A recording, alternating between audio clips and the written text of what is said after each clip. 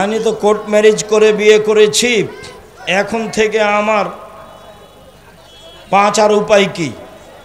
তুমি কালকে তোমাদের গ্রামের মুরব্বী দিয়ে বিবাহ পড়িয়ে নাও, মেয়ের বাপকে দিয়ে, না পারলে আমার কাছে আসো, মেয়ের বাপ থাকে যেন আমি বিবাহ পড়িয়ে দিব ইনশাল্লাহ। তবে মেয়ের বাপকে লাগবেই, বাকি সাক্ষী আমি রেডি করবো ইনশাল্লাহ। তুমি মেয়ের বাপকে আর নিয়ে আসবা, আর মেয়েকে, তাহলে ঠিক হয়ে যাবে। আমার পিতা বলে সম্পদের 1/3 সে তার নিজের জন্য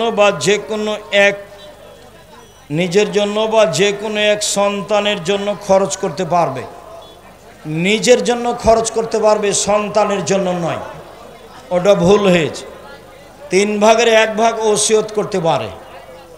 তো যারা জমি জায়গা পায় না তাদের দিতে পারে। সন্তানকে বেশি দেওয়া হারাম। পড়ানোর সুবাদে বাপ এর পিছনে খরচ করলো, ওর পিছনে খরচ করলো, করতে কমবেশ হলো, তাতে সমস্যা নেই, কিন্তু ভাগে কমবেশ করা হারাম।